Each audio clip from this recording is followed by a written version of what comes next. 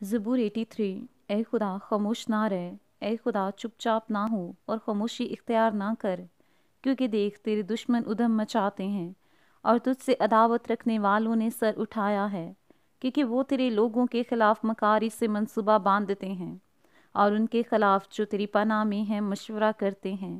انہوں نے کہا آؤ ہم ان کو کاٹ ڈالیں کہ ان کی قوم ہی نہ رہے اور اسرائیل کے نام کا پھر ذکر نہ ہو، کیونکہ انہوں نے ایکا کر کے آپس میں مشورہ کیا ہے، وہ تیرے خلاف عہد باندھتے ہیں، یعنی ادوم کے اہل خیمہ اور اسماعیلی، مواب اور ہاجری، جبل اور امون اور امالیک، فلسطین اور سور کے باشندے۔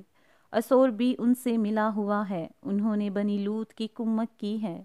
تو ان سے ایسا کر جیسا مدیان سے اور جیسا وادی کیسون میں سیسر اور یابین سے کیا تھا، جو عین دور میں ہلاک ہوئے، وہ گویا زمین کی کھاد ہو گئے۔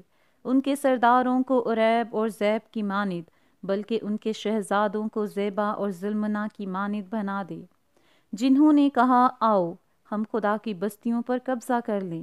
اے میرے خدا ان کو بگولے کی گرد کی مانند بنا دے، اور جیسے ہوا کے آگے ٹنڈل، اس آگ کی طرح جو جنگل کو جلا دیتی ہے، اس شعلہ کی طرح جو پہاڑوں میں آگ لگا دیتا ہے۔